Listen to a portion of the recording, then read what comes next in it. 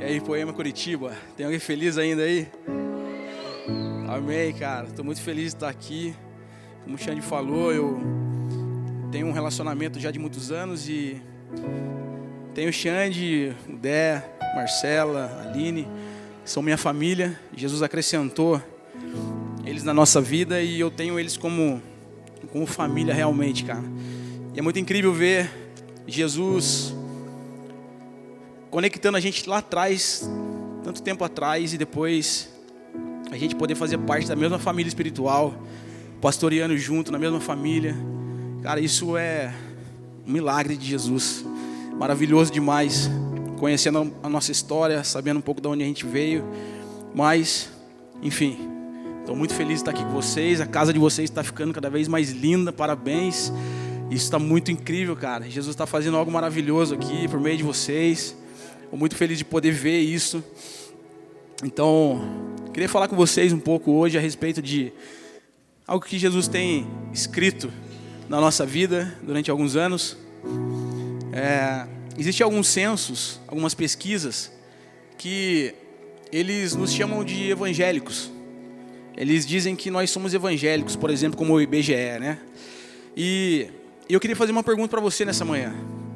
Como é que você se vê nesse plano eterno de Deus, nessa história que Deus está escrevendo, construindo? Essas pesquisas, elas nos chamam de religiosos, né? Mas eu queria perguntar para você, como é que você se vê? Será que você se vê como um crente? Como um evangélico? Será que você se vê como um poemeiro? Será que você se vê como um filho de Deus? Eu queria dizer para você que Deus ele está construindo um templo, um edifício espiritual. E a Bíblia diz que nós, à medida que nós nos aproximamos da pedra principal, que é Cristo, da pedra angular, nós também estamos sendo utilizados como pedras vivas na edificação e na construção desse edifício espiritual. Hoje nós somos um templo individual. Nós carregamos a presença, o Espírito de Deus dentro de nós, como um templo individual. Mas existe uma promessa de Deus, de que esse edifício, quando ele for concluído, quando ele for terminado, a presença de Deus ela virá e ela habitará plenamente no nosso meio, amém? Essa é uma promessa de Deus para nós. Então, eu queria que você imaginasse uma cena comigo. Lá em Apocalipse, no capítulo 21, a Bíblia fala a respeito da Nova Jerusalém. Jesus está voltando, amém? Quem é que ama a vinda de Jesus? Eu creio que está voltando e eu creio que está próximo. E a Bíblia diz que esse corpo de humilhação, ele vai ser transformado num corpo glorioso, semelhante ao de Jesus quando ele voltar. Então nós nos encontraremos com ele nos ares. Eu queria que você imaginasse comigo essa cena agora. Imagina esse corpo sendo transformado num corpo glorioso, nós nos encontrando com Jesus nos ares e a Nova Jerusalém, nós descendo com a Nova Jerusalém, onde a Bíblia diz que muitos povos, línguas, nações e tribos habitam na cidade. Nós descendo com a cidade santa para restaurar todas as coisas com Jesus no milênio. Você consegue imaginar essa cena? A Bíblia diz que a cidade não precisa de sol e nem de lua, porque a própria glória de Deus ilumina a cidade. E que o Cordeiro de Deus é a candeia no meio da cidade. Você não pode pensar que você é apenas um crente. Você não pode pensar que você é só um evangélico, cara. Existe um papel essencial, fundamental da sua vida na construção desse edifício. Existe um encaixe perfeito, cara. Você precisa entender o que Deus espera de você, qual é o seu papel, qual é a sua função nesse plano de Deus. Amém? Algumas pessoas elas dizem o seguinte: vamos lá pegar um cultinho. Vamos assistir um culto. Você não veio aqui nessa manhã para você pegar um cultinho, para você assistir um cultinho. A palavra culto significa serviço. Então sabe o que é que nós fizemos aqui hoje? Você não é um espectador, cara. Você é participante, você é praticante, cara. Nós estamos aqui para prestar um culto a um Deus que é vivo, poderoso, e Ele está aqui nessa manhã. Então você não pode pensar que você está aqui apenas como um espectador, cara. Você faz parte de tudo isso que Deus está fazendo. Amém? Se você é amante, cara, da sua Bíblia, se não é, diga misericórdia. E aí, o Bereano está de volta? Já voltou? Como é que é?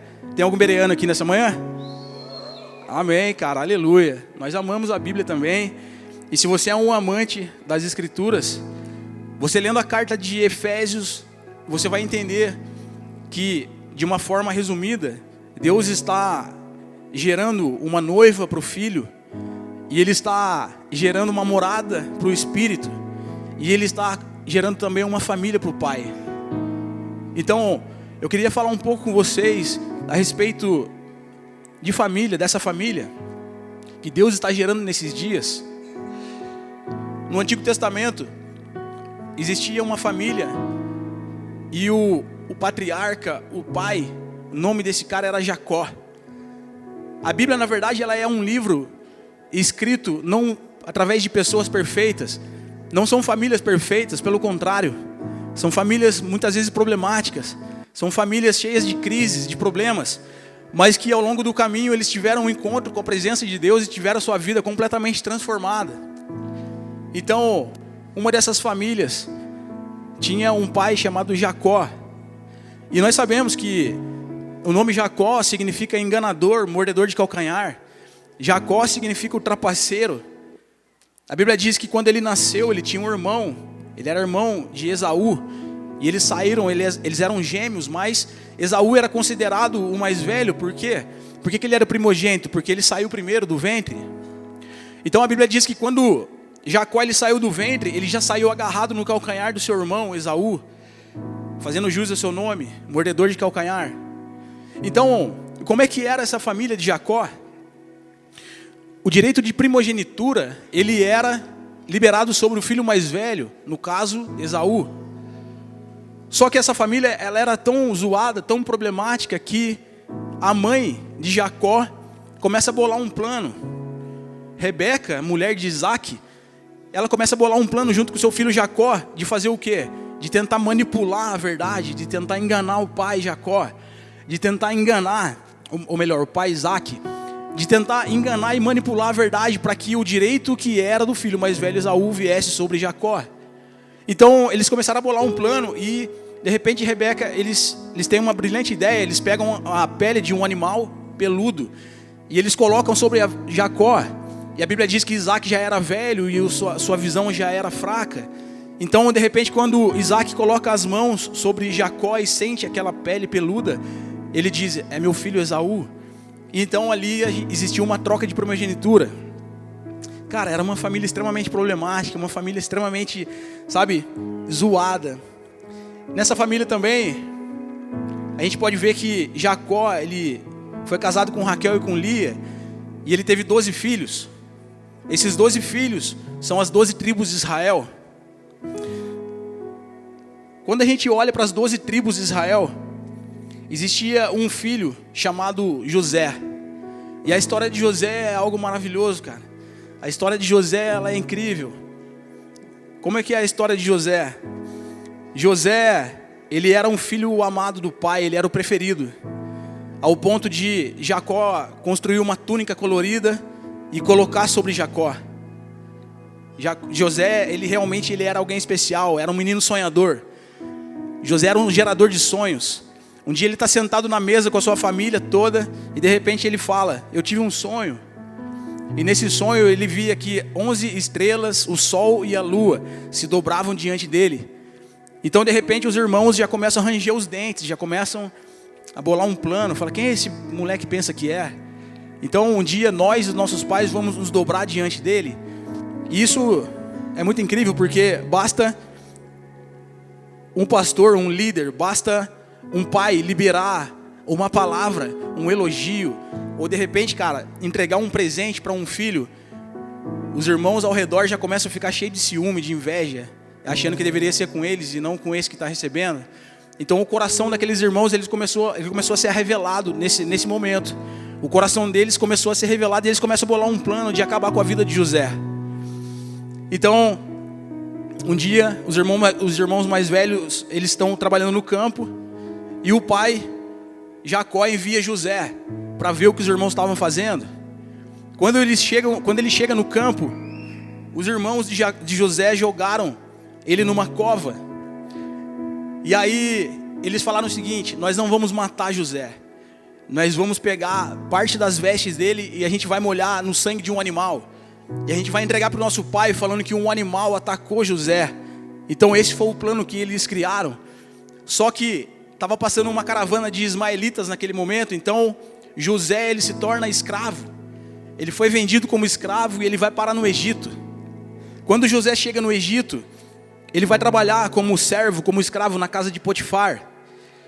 E trabalhando na casa de Potifar, a Bíblia diz que José era um homem excelente, que ele era um homem bonito. Então um dia a mulher de Potifar começa a dar em cima de José. E aí José, o que ele faz? Ele foge, ele não negocia os seus princípios. Ele foge e se esconde. Mais uma vez a mulher de Potifar começa a dar em cima de José. E ele foge, se esconde, mas dessa vez a mulher de Potifar, ela pega um pedaço das vestes de José novamente. E ela leva até os oficiais, ela leva até o Potifar e ela diz o seguinte: esse homem, ele tentou me atacar. Então José é lançado na prisão, injustamente. Quando José chega na prisão, existiam 2 homens lá presos, um copeiro e um padeiro do rei. E eles não eram apenas copeiro e padeiro, mas também eles eram conselheiros do rei. E a Bíblia diz que em algum momento esses homens, eles tiveram sonhos na prisão. E José interpretou o sonho desses homens. Passaram-se mais ou menos uns 2 anos. Um dia esses homens, eles já tinham voltado para o palácio. E Faraó, ele tem um sonho. Então aqueles homens, eles disseram o seguinte: existe um homem na prisão que ele tem o dom de interpretar sonhos. Então o rei mandou dizer: Faraó, traga ele até aqui. José chega diante dele. E quando ele conta o sonho, José interpreta. E o sonho era: existiam 7 vacas magras e 7 vacas gordas. Então José fala para ele: o que significa isso? 7 anos de vacas gordas são 7 anos de fartura. E 7 anos de vacas magras são 7 anos de escassez. Então José, ele dá uma instrução para o faraó. Ele fala o seguinte: na época da fartura, você vai armazenar a quinta parte ou 20% de tudo aquilo que entrar. E com esse valor, a gente vai comprar todas as terras do Egito. Se você já caminha com a gente faz um tempo, você sabe que a quinta parte é um princípio que nós acreditamos. Então, se você não guarda a quinta parte, fica aí o meu conselho: guarde esse valor, porque realmente ele vai fazer a diferença num tempo de dificuldade. Então, e aí foi exatamente o que aconteceu. Assim como José interpretou aquele sonho, foi exatamente o que aconteceu. No tempo de vacas gordas eles armazenaram, de repente chega o tempo de fome, o tempo de escassez. Então José, como ele tinha dado essa instrução, como ele tinha realmente sido alguém valioso para o rei, para o faraó, nesse momento José, ele já não era mais um servo, um escravo, mas ele era o segundo homem no Egito. Ele era um governante, alguém imponente. Então quando chega o tempo de escassez, José, como segundo homem ali no Egito, alguém imponente, importante, de repente no tempo de escassez, quem é que chega diante dele pedindo comida, clamando misericórdia? Os seus irmãos. O que você faria, irmão? Se você fosse vendido pelos seus irmãos, se você fosse vendido como escravo, traído pelos seus irmãos, e um dia Deus te colocasse numa condição de vantagem, numa condição superior, e os seus irmãos, eles estivessem diante de você, clamando por misericórdia, o que é que você faria? Eu acho que eu ia ser vingativo, cara. Eu não sei, eu acho que eu não ia conseguir ajudar. Nossa natureza caída é terrível, não é? Só Jesus para transformar a nossa natureza. Então José, ele não se revela para os seus irmãos naquele momento. Ele não se revelou. O que ele fez? Ele falou para os irmãos dele assim: volte para a casa de vocês e traga o restante da família de vocês até aqui. Então, quando toda a família de José volta até o Egito, aí sim José se revela para eles. E a resposta de José foi essa. Gênesis capítulo 45, do 7 ao 8. Mas Deus me enviou à frente de vocês, para lhes preservar um remanescente nessa terra e para salvar-lhes a vida com grande livramento. Assim não foram vocês que me mandaram para cá, mas sim o próprio Deus. Ele me tornou ministro do faraó e me fez administrador de todo o palácio e governador de todo o Egito. Que coração é esse, cara? O que ele estava dizendo para os irmãos dele era o seguinte: cara, fica tranquilo. Não foram vocês que me venderam como escravo, não foram vocês que me traíram. Deus me enviou à frente de vocês para que hoje eu pudesse trazer livramento sobre a minha casa e sobre todo o povo de Israel. Que coração é esse, cara? Sabe, José, ele sabia que ele era amado do pai. Isso era uma certeza no coração dele, cara. Repete uma frase comigo assim, ó. Quem não tem uma revelação do pai não consegue conviver com seus irmãos. José, ele sabia, cara, que ele era amado do pai. E por isso ele era muito bem resolvido com todas as dificuldades e lutas que aconteciam entre os seus irmãos. Se teve jeito para a família de Jacó, cara, tem jeito para a nossa família também, amém? Não importa o seu passado, não importa aquilo que você viveu com a sua família biológica ou com aqueles que foram uma figura de paternidade, de maternidade sobre a sua vida.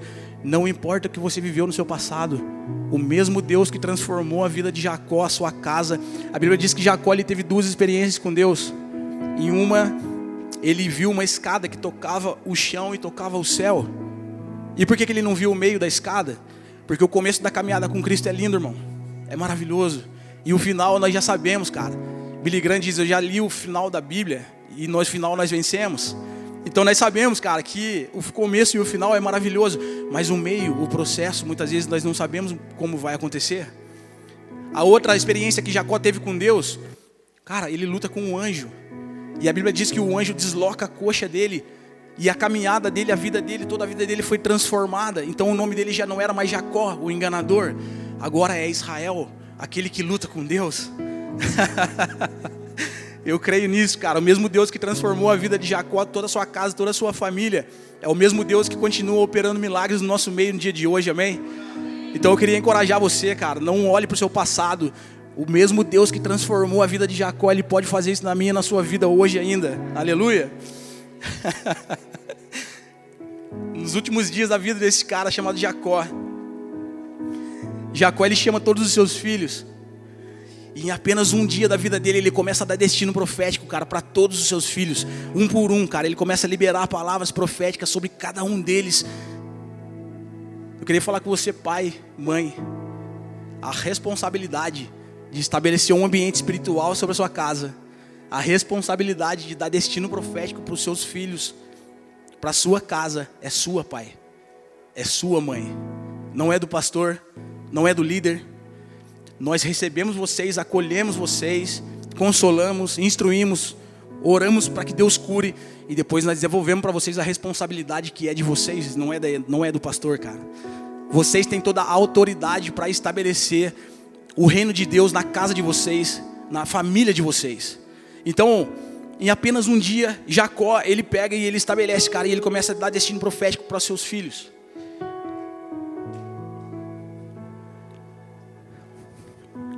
Eu vivi numa casa, eu vivia com meu pai, com a minha mãe e com a minha irmã. E a minha família era bem simples, cara. Eles eram incríveis, os meus pais, eles eram, assim, muito amados. Mas eles eram pessoas bem simples. E na minha casa existia uma prisão, cara. Existia uma dependência emocional muito grande.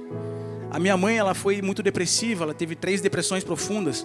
Então, ela se apoiava completamente em mim. Eu era a muleta da minha mãe. E o meu pai era um cara totalmente dependente emocionalmente da minha mãe. Então a gente vivia esse ciclo dentro de casa de dependência emocional que era uma prisão. Eu vi muitas vezes a minha mãe vivendo uma vida financeira, cara, muito complicada, destruída, para me dar aquilo que ela não podia.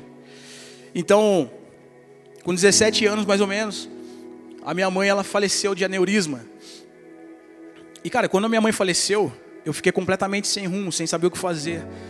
Porque eu era o leitinho com pera, eu era o filhinho da mamãe. Então eu fiquei totalmente deslocado, sem saber o que fazer, achando que eu não ia conseguir viver. A minha irmã foi morar na casa de uma tia, que não tinha tanto relacionamento com a gente. Então eu tentei me aproximar do meu pai.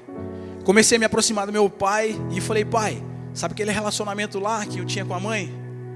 Então, será que não rola? Estou precisando do senhor, cara. E tentei, cara, investi nisso. E o meu pai não respondia. O meu pai, ele não devolvia. Um dia eu cheguei nele, cara, poucas vezes eu vi meu pai bravo, assim, chorando. E esse foi um dia. Cheguei nele e falei, pai, o senhor fala que me ama, mas eu acho que o senhor não me ama. Aí ele falou, por que você está falando isso, cara? Falei, porque eu estou tentando me relacionar com o Senhor, ter um relacionamento do jeito que eu tinha com a mãe, e o Senhor não responde. E aí ele falou assim, você não sabe o que você está falando, cara. Isso que você está pedindo é o que eu mais precisava, é o que eu mais desejo. Isso que você está falando, eu até poderia fazer e eu gostaria, mas eu não vou fazer. E eu falei, por que não? Ele falou assim, talvez agora você não entenda. Lá na frente, um dia você vai entender. Eu não sei por quanto tempo eu vou estar com você aqui ainda. E o dia que eu for embora, eu não quero que você fique desse jeito. A sua mãe foi embora, olha como é que você está.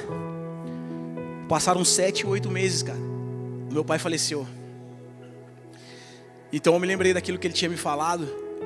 E eu entendi uma coisa. A maior prova de amor, cara, que meu pai me deu, não estava baseado naquilo que ele tinha me dado fisicamente, mas na sua privação. Por que essa para mim era uma das maiores provas de amor que ele me deu? Porque o desejo dele era do relacionamento. O desejo dele era de atender todas as minhas necessidades. Mas ele se privou disso, podendo fazer isso aí, pensando no meu futuro, me vendo lá na frente. Ele fez isso pensando no meu amadurecimento, no meu crescimento. Quantas vezes a gente não pede para Deus algumas coisas, cara? Quantas vezes a gente não fala, Senhor, preciso tanto sentir aqui a sua presença. Preciso tanto que o Senhor me ouça e me responda.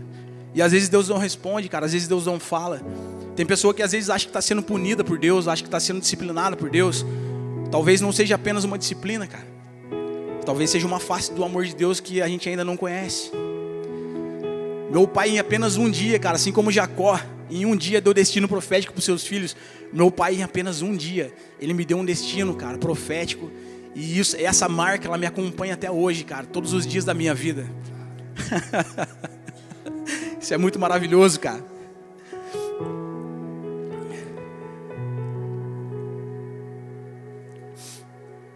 Existe um texto nas Escrituras que diz o seguinte, Gálatas 4.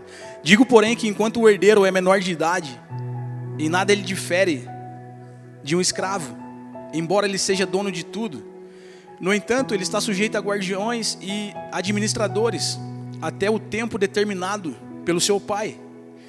A Bíblia diz que Deus ele nos fez cordeiros com Cristo. E por que muitas vezes a gente não acessa essa herança? Por que muitas vezes a gente não acessa todas as coisas que Deus ele já nos entregou? Porque a Bíblia diz que enquanto o herdeiro ele é menor de idade, em nada ele difere de um escravo.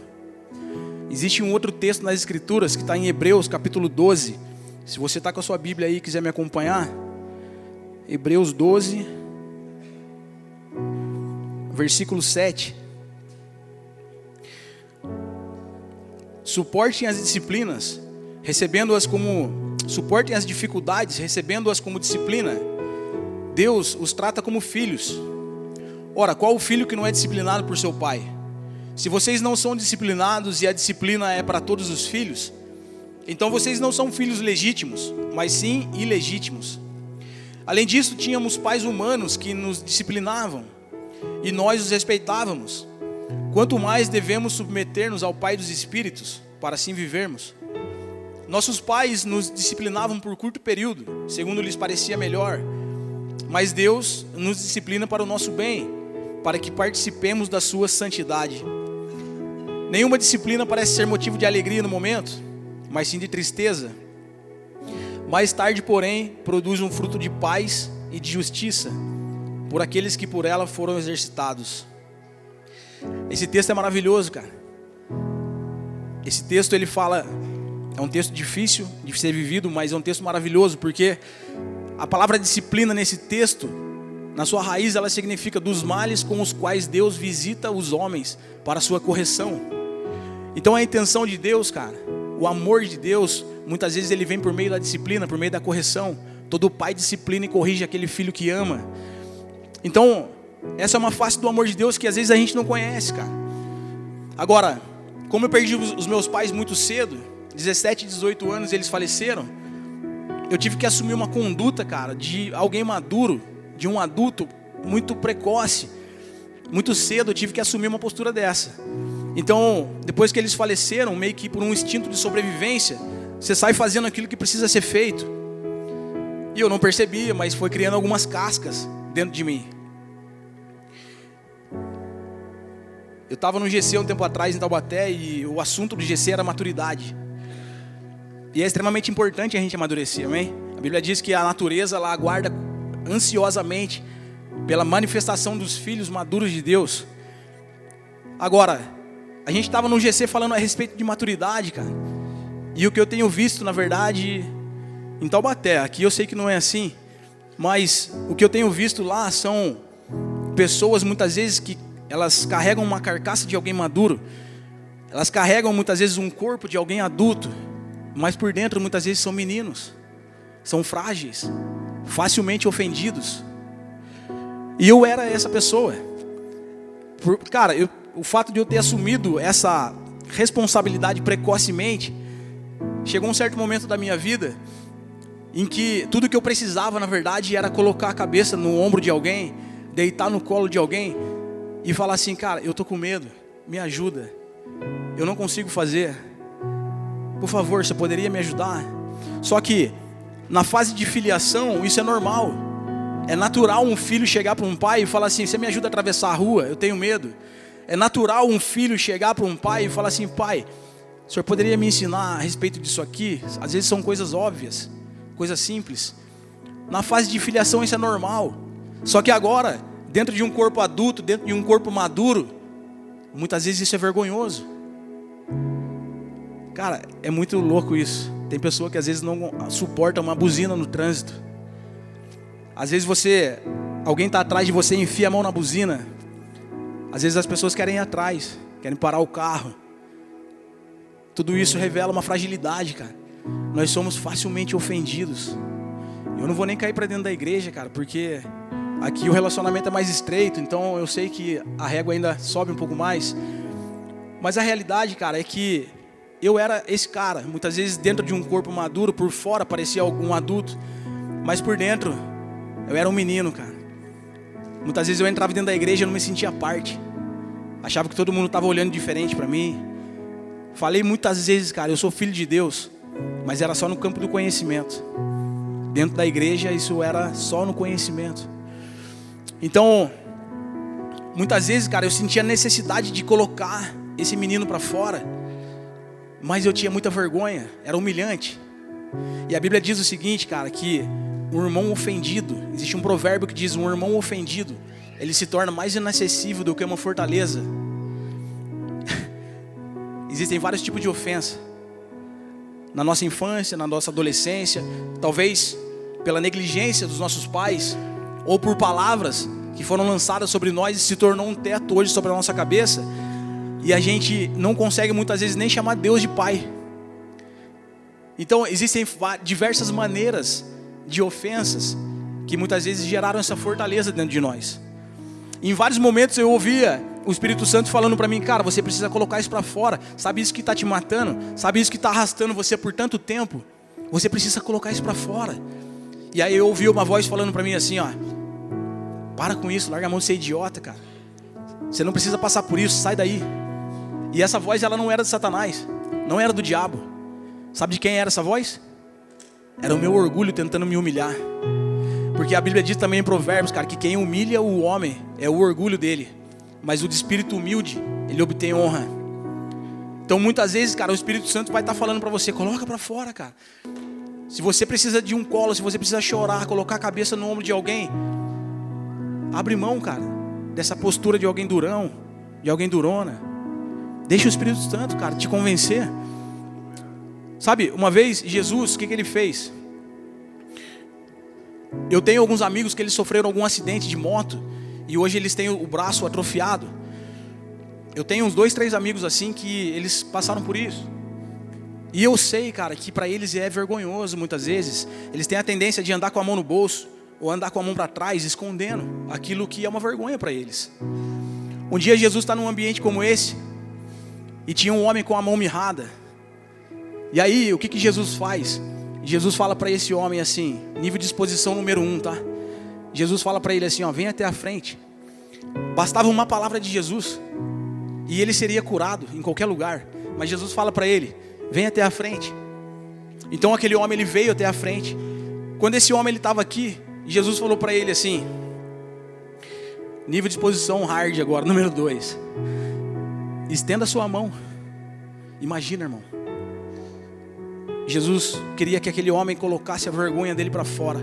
Então, aquele homem, ele com certeza, cara, ele ficou com receio e ficou com vergonha.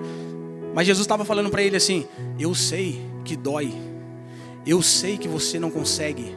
Eu sei que isso aí machuca você. Mas a minha intenção não é te humilhar, a minha intenção não é te expor. A minha intenção é curar você. Você precisa confiar em mim, cara. Você precisa confiar que eu quero te curar. Eu não quero te expor, não quero te envergonhar. Confia em mim. Então aquele homem que estava com a mão aqui na frente atrofiada, a hora que Jesus fala para ele: estenda a sua mão.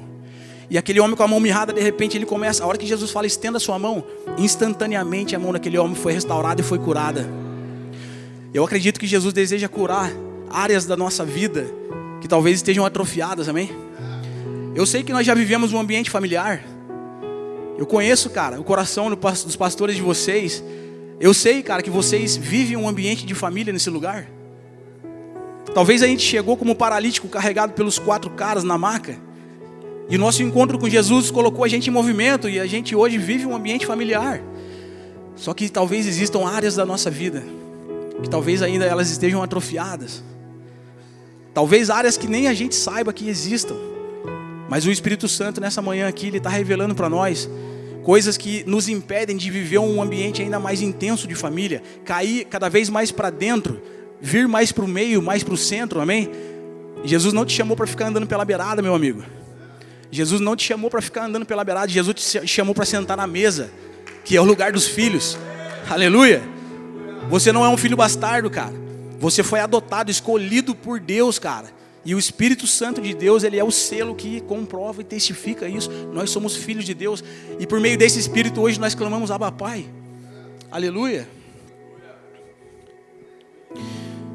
A Bíblia diz, cara, aqui em Tiago 5,16: orem uns pelos outros, confessem uns aos outros, porque a oração de um justo, ela tem poder de nos curar. Jesus não deseja nos humilhar e nos expor, cara. Ele deseja nos curar, fazer com que a gente viva uma vida livre, cara, livre dos nossos traumas, dos nossos medos. Então, quando eu chego na igreja, eu chego desse jeito. Eu tinha esse relacionamento com a minha família, que era uma família muitas vezes dependente emocionalmente um do outro. Cara, e quando eu chego na igreja, tudo que eu queria era um pai, irmão. Meu BO era um pai. Tudo que eu mais precisava era uma família. Quando eu chego na igreja, eu começo a projetar na família espiritual, nos líderes, nos pastores, a família que eu queria ter e não tive. E eu me frustrei demais.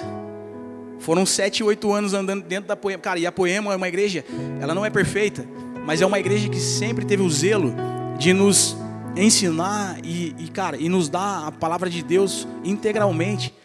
Então, a gente sempre ouviu a respeito de paternidade, a respeito, cara, de sacerdócio, a respeito de ser filho de Deus. A gente sempre ouviu tudo isso. E por 5, 6 anos, cara, talvez até um pouco mais, eu vivia no meio da igreja, ouvindo tudo isso. As pessoas me recebendo como família, mas eu, muitas vezes, cara, não conseguia me sentir parte do corpo. Eu não conseguia me sentir parte da família. E eu sofri demais, cara. Sofri demais dentro desse lugar. A Bíblia diz aqui em 1 Coríntios, capítulo 11, versículo 19. Tive muito problema, cara, entre os irmãos. Por quê? Lembra que eu falei lá de José? Um filho que sabe que é amado pelo pai, cara. Ele consegue conviver entre os seus irmãos. Mas eu não conseguia. Tinha vários problemas, cara, entre relacionamento com os irmãos. Só que a Bíblia diz, cara, aqui em 1 Coríntios 11, 19: é necessário que haja divergência entre vocês, para que sejam conhecidos quais dentre vocês são os aprovados. Sabe o que Deus estava fazendo comigo? Deus não me plantou numa família errada. Repete comigo essa frase, ó. Jesus não nos planta na família. Repete comigo. Jesus não nos planta na família que desejamos, mas na que precisamos. Sabe o que Deus estava fazendo comigo? Eu cheguei nessa família espiritual como um menino mimado.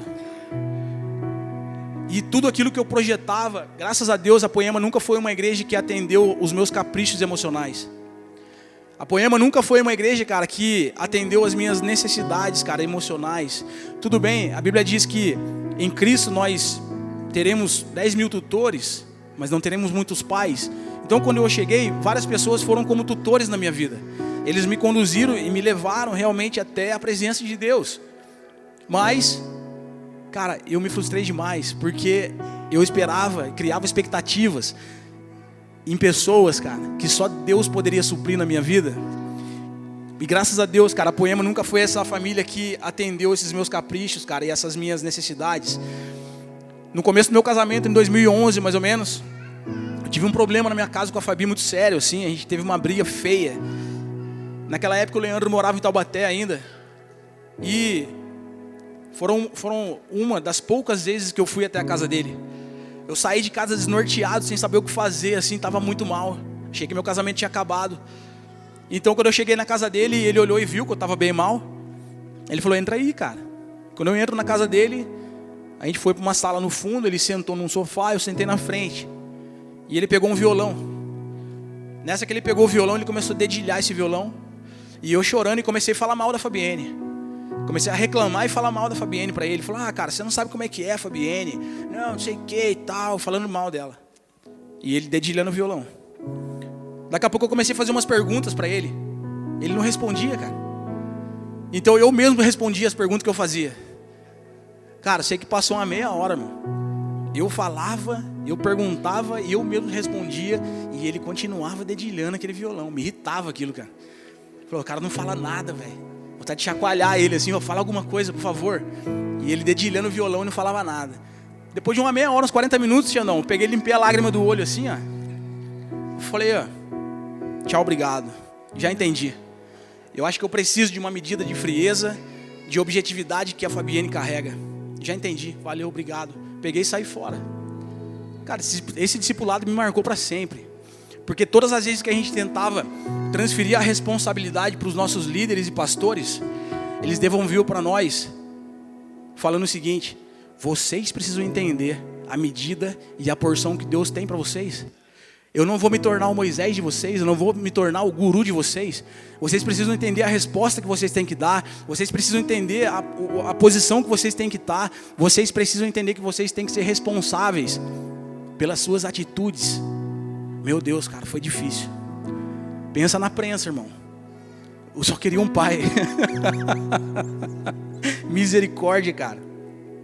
Então, por muito tempo eu olhava para a Fabienne e para esse casamento e eu falava, acho que eu errei a mão. Esse casamento não vai dar certo nunca. Meu Deus, cara, a Fabienne não muda. Queria mudar ela a todo momento. Mas aí eu comecei a entender uma coisa. Tem um texto na Bíblia que diz o seguinte, ó. 1 Coríntios 7, versículo 12. Na versão A Mensagem, está escancarado assim, tá? Eu gosto mais desse texto. Diz assim, ó, por causa da grandiosidade daquelas revelações, para que eu não ficasse orgulhoso, eu recebi um dom de um obstáculo, que me mantém em contato permanente com as minhas limitações. O anjo de Satanás, ele fez o melhor que pôde para me derrubar, mas o que conseguiu foi me pôr de joelhos, sem chance que eu ande de nariz empinado e orgulhoso. No princípio eu não pensava nele como um dom, e pedi a Deus que o removesse. Repeti o pedido 3 vezes, então ele me disse, a minha graça é o bastante, é tudo do que você precisa. A minha força brota da sua fraqueza. Assim que eu ouvi isso, eu achei melhor me resignar. Desisti de ficar pensando na limitação e comecei a apreciar o dom. Foi uma oportunidade para que a força de Cristo trabalhasse na minha fraqueza. Agora enfrento com alegria essas limitações, com tudo que me torna pequeno, abusos, acidentes, oposição, problemas. Simplesmente permito que Cristo assuma o controle. E quanto mais fraco me apresento, mais forte me torno. Sabe o que eu comecei a entender? Tudo aquilo que eu olhava para a Fabienne, que eu via como um obstáculo, que eu queria mudar, e eu achava que isso nunca ia ser diferente. Em algum momento da minha vida, assim como Jacó teve um encontro com Deus e teve a sua vida transformada, em algum momento, cara, Jesus virou uma chave e me deu uma ótica, e aquilo que eu via como um obstáculo, eu passei a apreciar como um dom. Sabe o que eu entendi? Jesus me deu a esposa que eu precisava. Sabe por quê? Tudo aquilo que eu via como limitação, como dificuldade, parece que Deus colocou intencionalmente na vida dela. Sabe para quê? para me empurrar para um lugar de autoridade de governo que eu jamais entraria de uma forma espontânea. Irmão, isso é um mistério do casamento. Na moral. Meu Deus, cara. Foi muito sofrido, foi muito dolorido. Mas quando você começa a entender que não é um obstáculo, cara, é um dom. Irmão de Deus. Isso tem um poder de atrair um padrão divino, cara, para a nossa casa. Onde Cristo é o cabeça do homem, o homem é o cabeça da mulher e Deus é o cabeça de Cristo. Esse padrão você não atrai por ganhar mais dinheiro. Você não atrai por falar mais alto, por ser mais forte. Não, cara. Você atrai esse padrão quando você decide tomar o mesmo caminho, a mesma trilha de Jesus, cara. Por que eu estou falando de casamento? Por que eu estou falando da minha casa? Porque tudo começa na nossa casa. Nossa família precisa ser a nossa prioridade. Jesus precisa ser o centro, cara, da nossa casa. Se você é casado, se você tem filho, tem família, Jesus precisa ser o nome mais alto da sua casa, amém? Você precisa amar Jesus mais do que sua esposa, mais do que seu marido, mais do que seus filhos.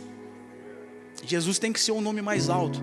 Então, quando eu chego dentro da igreja, eu me sentia esse patinho feio, cara. Nunca me sentia parte do corpo, nunca, sabe, sempre deslocado, sempre me sentia rejeitado, assim, muitas vezes. Mas aí eu comecei a entender. Eu falei, Deus, o Senhor realmente me colocou nessa família intencionalmente, porque de um menino o Senhor tem me transformado num homem dia após dia. O Senhor tem quebrado dentro do meu coração toda a meninice, cara. O Senhor tem amadurecido a minha vida nessa família, dentro dessa casa. Verdadeiros líderes, cara. Verdadeiros líderes, eles não geram discípulos para si. Eles geram discípulos para Cristo. Verdadeiros líderes, cara, a responsabilidade deles, cara, é apontar Jesus para nós. Teve um momento da minha vida que parece que eu cheguei numa bifurcação. E aí, Jesus me falou assim: muitas coisas do que você me fala, você até tem razão. Você pode pegar suas razões, seus direitos e voltar a viver a vida que você sempre viveu. Agora, cara, se você decidir entrar para o outro lado e sentar nessa mesa, você vai conhecer a verdadeira paternidade de Deus, que é o Pai da adoção, o Espírito Santo, o Pai da eternidade, Jesus, e o Abba Pai, que é o nosso Pai. Se você sentar nessa mesa, sua vida nunca mais vai ser a mesma. E aí, pela graça de Deus, não foi pela minha força, foi na minha fraqueza que o Espírito Santo me impulsionou. Eu sentei nessa mesa porque eu não tinha mais para onde voltar. E quando eu saí dessa mesa, cara, a minha vida ela começou a mudar completamente. Aquilo que dentro da igreja, no meio do corpo, eu via como um obstáculo, eu também comecei a apreciar como um dom. E eu falei, Jesus, o Senhor me plantou na família, não na família que eu desejava, mas naquela que eu precisava. Então, cara, eu passei de uma pessoa muitas vezes a se sentir rejeitada. Eu comecei a entender que existia um papel fundamental meu dentro do corpo, dentro da família. E eu tenho certeza, cara, que é isso que Jesus deseja falar com a gente. Sabe, Jesus, quando ele esteve na terra, uma das principais marcas do ministério dele era revelar o Pai. Jesus ele falava assim: ninguém vem ao Pai a não ser por mim. Um dia ele estava ensinando, ministrando, e os discípulos falaram o seguinte: Jesus, a hora já avança, a gente precisa comprar comida. E Jesus falava assim: a minha comida é fazer a vontade do meu Pai. Jesus falava assim: eu não testifico acerca de mim mesmo, porque senão o meu testemunho não é válido. Mas eu tenho tornado claro, eu tenho revelado para vocês tudo aquilo que eu tenho visto do meu Pai. Esse era, cara, talvez um dos centros da mensagem de Jesus. Era revelar o Pai. Em 2017, como a Fabiane falou aqui no ofertório, eu trabalhei muito tempo dentro de uma empresa de engenharia e projeto. E em 2017, eu estava numa posição muito legal dentro dessa empresa. Ganhava um salário excelente. Tinha um respeito, prestígio, tinha uma reputação dentro da empresa. E essa empresa, ela passou por um período complicado e acabou falindo. E ela desligou vários funcionários da empresa sem conseguir honrar o pagamento. Em paralelo a isso, a gente sempre foi muito ativo no ministério, sempre foi muito ativo na igreja. Desde quando a gente começou em 2010, sempre muito ativo. O Prado começou, o Henrique Prado, pastor de Guarulhos, começou a cuidar de um GC em Pinda. Naquela época só tinha a Poema Taubaté e a Poema São José. Então o Prado começou a ir para Pinda para consolidar esse GC. E ele discipulou a gente muito tempo, então a gente ia com ele. Chegou um certo momento que ele falou assim: Tião, não vou conseguir dar sequência, porque a demanda dele em Taubaté estava crescendo muito. Você poderia dar continuidade? Eu falei: Prado, bora, deixa com a gente. Então a gente começou a ir para Pinda. E a gente começou a desenvolver relacionamento com novas pessoas, evangelizar as pessoas, liderar GC, coordenar GC, levantar liderança. E a gente começou a trabalhar para esparramar os GCs na cidade de Pinda. A gente ficou praticamente 4 anos e meio naquela cidade, até que as pessoas começaram a pressionar a gente, né? Oh, e aí, quando é que a gente vai começar os cultos? E eu falava: gente, fazer um culto é a coisa mais fácil. A gente traz uma pessoa para ministrar uma boa mensagem, uma boa banda, e o povo vai chegar. Quem é que vai cuidar do povo? Quem é que vai receber o povo? Então o nosso maior trabalho não é fazer um culto, mas é gerar e levantar uma família, amém? Então o nosso apóstolo Leandro, ele tem uma frase que ela é incrível, né? Igreja não abre, igreja nasce. E eu entendo isso, cara. Então a gente ficou 4 anos e meio lá trabalhando nisso e entregando a nossa vida e dando tudo. E quando estava prestes a começar os cultos, o meu pastor me chamou na casa dele. E aí ele fez um churrasco incrível, começou a servir a gente. Cuidado, viu? Cuidado. Abra os olhos. No dia que o pastor de vocês chamar para um churrasco, começar a servir, pode ter certeza que a faquinha da circuncisão está ali do lado, irmão. Tô avisando, hein? Chegamos lá, ele fez um churrasco, foi incrível, a gente teve um tempo maravilhoso. De repente vem a pergunta: e aí, cara, para onde está indo Pinda? Eu falei: está se tornando uma família. A igreja está acontecendo, mas eu não sinto que somos nós que vamos estar lá à frente da igreja e tal. Ele falou: cara, mas vocês têm alguém? Sim, a gente tem um nome. Mas vocês têm uma revelação? Sim. A gente saiu dessa mesa, foi uma conversa incrível, assim, um direcionamento. Passado algum tempo, a gente está na Poema Taubaté. De repente, Xandão e Marcela: vocês poderiam vir aqui na salinha um pouquinho? Sim, vamos lá. A gente foi como uma ovelha muda até o matadouro, né? Chegamos lá na sala, tava o Xandão, a Marcela, Pradão e a Maria. Tinha mais um casal junto. E aí, de repente, cara, eles falaram assim: ó, a partir de hoje vocês não estão mais à frente da igreja de Pinda, tá? E eu falei: mas aconteceu alguma coisa? Não. Eu falei: mas como assim então? Por que a gente está fora? Daí eles: não, cara, talvez vocês não vão entender agora. Lá na frente vocês entendam, talvez vocês entendam. Faz o seguinte: pega esse dinheiro aqui, vai para a praia, vai descansar. Se a gente não parar vocês não param. E aí eu falei: mas quem que vai cuidar de lá agora? Aí o Pradão deu um sorriso assim: Tiãozão, fica tranquilo, cara. Foi Jesus que começou aquele trabalho e ele vai concluir. Ou seja, Jesus não precisa de você, meu amigo. E eu falei: tá bom. Saímos de lá sem entender nada. Passou alguns meses assim e a gente entrou num lugar terrivelmente maravilhoso. Hoje eu posso falar terrivelmente maravilhoso. Na época era só terrível. Por que que era terrível, cara? A gente voltou para Taubaté e a gente se tornou invisível no meio do corpo. Todo o nosso relacionamento estava em Pinda. Tudo que a gente tinha construído estava lá. De repente, aí eu acho que o pessoal chegou na galera de Pinda e falou assim: ó, não leve problema para eles, tá? Eu acho que eles entenderam assim: não, a gente não pode falar com eles. Então a gente ficou em Taubaté, cara, parecia invisível. O pessoal passava do nosso lado, ninguém pedia nada para nós, ninguém perguntava nada para nós. E cara, pensa num lugar difícil, irmão. Foi terrível. E aí eu peguei, comecei a me sentir inútil, sabe? Comecei a me sentir deslocado. E eu comecei a falar para o Fabiane: será que a gente deve continuar aqui? Será que esse é o nosso lugar?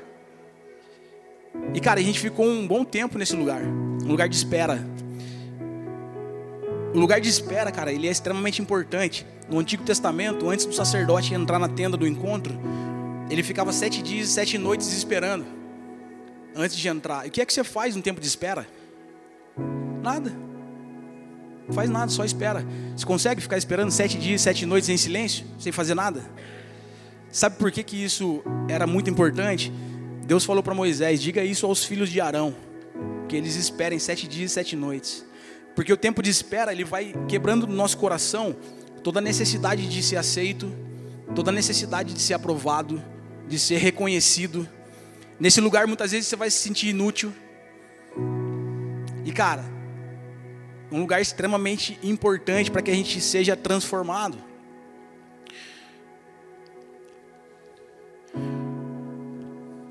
Quando você vai fazer uma entrevista de emprego, você senta na mesa, o entrevistador ele olha para você, ele diz o seguinte: me fala um pouco de você. E então você começa a falar. Essa pergunta ela é terrível, cara, porque quando alguém fala isso, você já começa a pensar nos seus pontos positivos e negativos. Fala, vou falar os pontos fortes e pontos fracos. Então você começa a falar: olha, eu sou formado nisso, né? Eu tenho superior, eu tenho mestrado, doutorado, eu fiz intercâmbio, morei tanto tempo no exterior. Cara, eu tenho tanto tempo de experiência nessa área, meu salário é tanto, sou casado, tenho tantos filhos, e começa a falar das suas conquistas. E aí você, depois de meia hora, o entrevistador olha para você e fala assim: legal, você falou muito, mas você não falou de você. Eu quero que você fale de você para mim. E nesse momento que a gente estava nesse lugar, parecendo invisível, cara, parece que Deus sentou no lugar do entrevistador. E quando ele sentou nesse lugar, ele olhou para mim e ele falou assim: me fala um pouco de você. Aí eu olhei para eles e falei: Deus, estou me sentindo pobre, cego, nu. Estou me sentindo inútil, cara, miserável. Estou com vergonha. Eu não tenho bons resultados, Jesus, para te apresentar. Aí Jesus olhou para mim e falou assim: agora a gente está aqui num papo reto. Esse realmente é você, sem mim. E é exatamente nesse lugar que você precisa não apenas saber, mas aceitar o quanto eu te amo e o quanto eu recebo você como meu filho. Sabe, naquele momento eu entendi que o valor que eu tenho, o valor que você tem para Deus, não está baseado naquilo que você conquistou, não está baseado naquilo que você faz. Sabe, eu acredito que esse não é um caminho padrão. Eu não acredito que essa seja uma trilha padrão que todos tenham que passar. Eu acredito que seja uma condição de coração, uma condição de mente. Mas pensa comigo, se Jesus tira de você agora seu trabalho, seu carro, sua casa, se Jesus tira de você agora seu Instagram, seu YouTube, tira de você sua reputação, será que você consegue continuar andando com a mesma postura que você anda hoje? Porque eu não conseguia. Quando eu tinha dinheiro, eu chegava todo feliz, correndo assim, ó, com a cabeça lá em cima. E aí, gente, vamos fazer alguma coisa? Agora, quando eu não tinha dinheiro, eu chegava com a cabeça baixa assim. Ô, gente, o ambiente de família é terrível, cara. Um dia eu estava em São José dos Campos.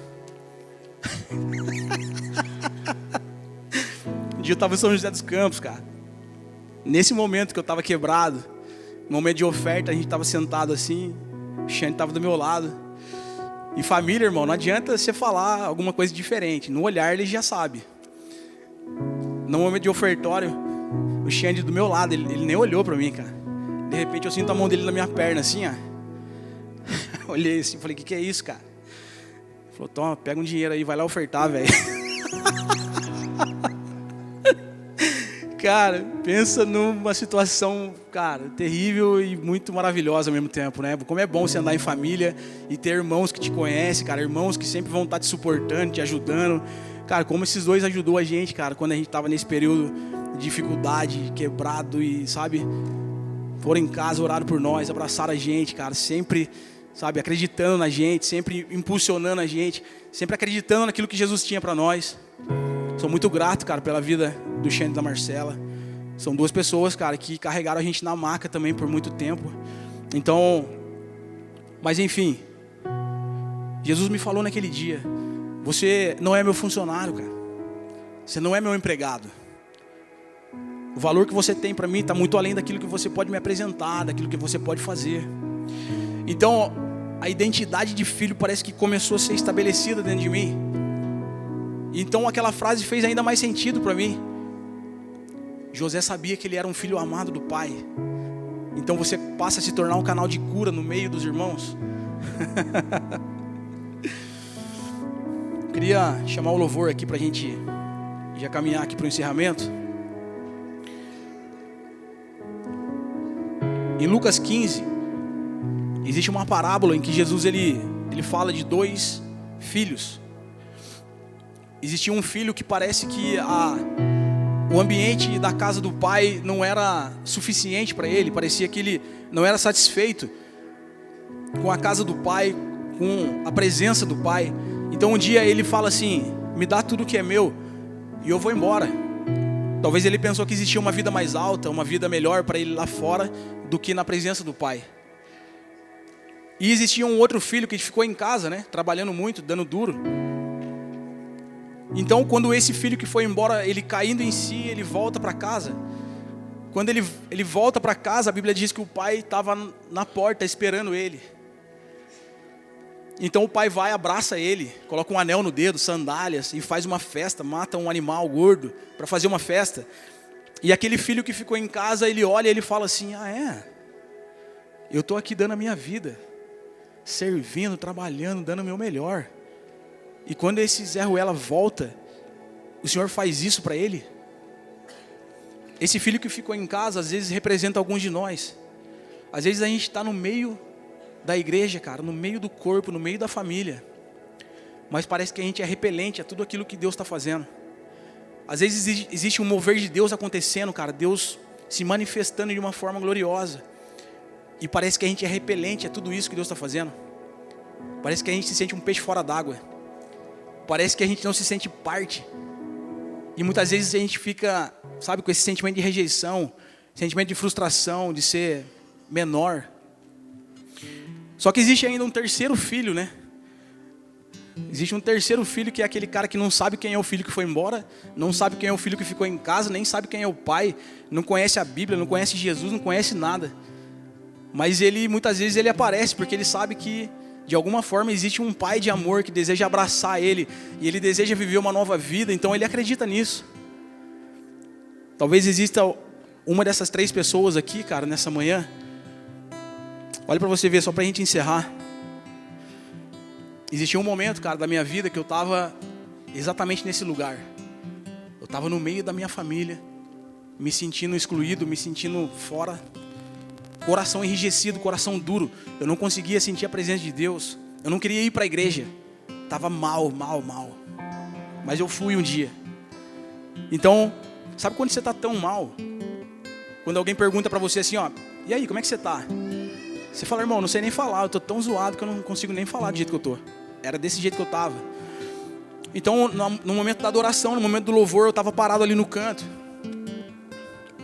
De repente, cara, o Dezão, o irmão do Xande, ele veio chorando assim, veio chorando até a minha direção. E a hora que ele chegou do meu lado, ele falou assim: Tiãozão, acabei de ter uma visão com você. E eu falei: sério? Então me fala. Ele falou assim: Tião, eu via você no lugar que os sacerdotes se limpam e se lavam antes de entrar no lugar da presença, no lugar do encontro. E você não se limpava, você não se lavava, e você ficava olhando para a sujeira que estava caindo daqueles homens que estavam se limpando e se lavando.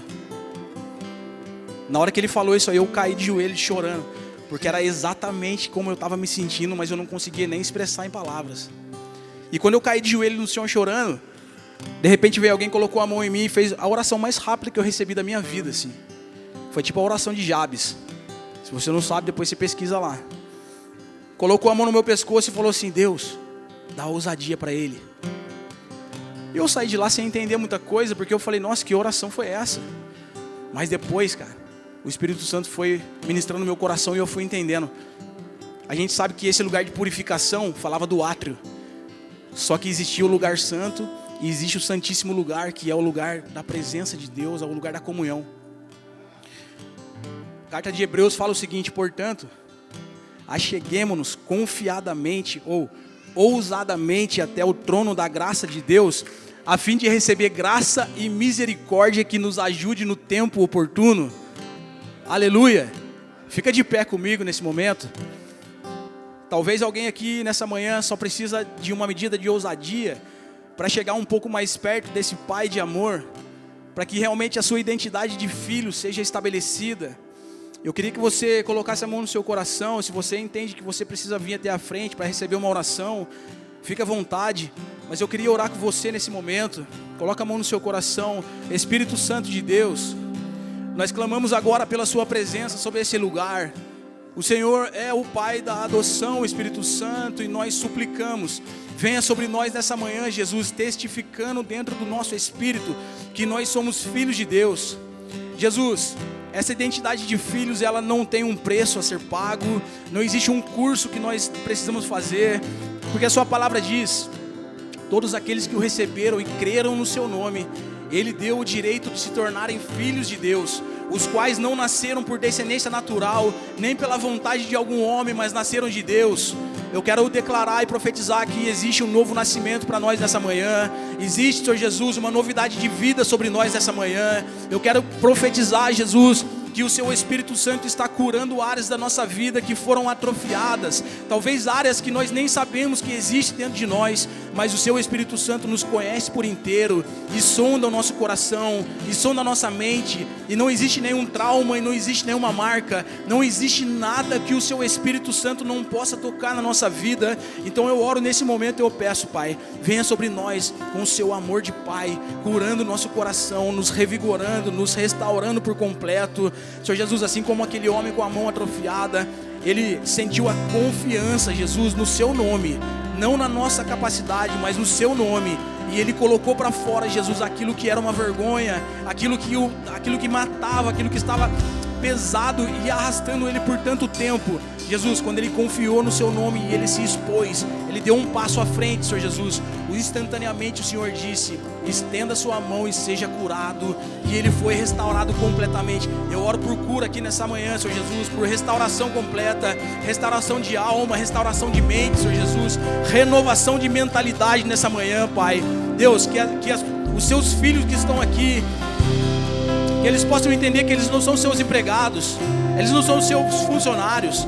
Pelo contrário, cada um aqui tem um papel fundamental, um papel essencial e exclusivo na edificação dessa casa espiritual que o Senhor está levantando, Senhor Jesus. Eu declaro, Senhor Jesus, aqui, que cada um aqui, Senhor Jesus, cada pessoa que está aqui nessa manhã é uma pedra viva, Senhor Jesus. Eu declaro nessa manhã aqui, Senhor Jesus, que aquele que está estagnado, que ele comece a se mover, e não pela força do braço, mas por meio do seu Espírito Santo, Senhor Jesus. Eu oro por um mover do Espírito aqui sobre vidas que estão estagnadas, vidas, Senhor Jesus, que não conseguem se livrar e não conseguem romper uma ligação com o seu passado, Senhor Jesus. Eu oro por todo tipo de religião que nos aprisiona, que nos prende, Pai, no nome do seu Filho Jesus. Eu oro nessa manhã e eu peço todo vínculo emocional que nós não conseguimos romper. Nessa manhã nós clamamos o seu sangue agora, nós clamamos o seu fogo, Senhor Jesus. Rompe, Senhor Jesus, agora na nossa vida todo elo emocional, Senhor Jesus, que nos prende, que nos aprisiona, todo elo, Senhor Jesus, de religião que nos mantém em contato com um passado que mais nos traz tristeza e dor do que vida e vida em abundante. Pai, no nome de Jesus Cristo, eu oro nessa manhã, Senhor Jesus, e eu coloco diante do Senhor a sua igreja. Só o seu nome, Jesus, pode trazer cura sobre nós. Só o seu nome, Jesus, está acima de todo nome. Não há um outro nome que se compare ao seu, Jesus. Não existe enfermidade, não existe doença na alma, não existe, Senhor Jesus, doença física, não existe nada que possa se comparar e ser maior do que o seu nome. Então eu clamo nessa manhã, Espírito Santo de Deus, venha sobre os nossos corações essa manhã, nos curando, nos lavando, nos limpando, e principalmente, Senhor Jesus, trazendo sobre nós novidade de vida, no nome do seu Filho Jesus, Pai. Amém, Jesus.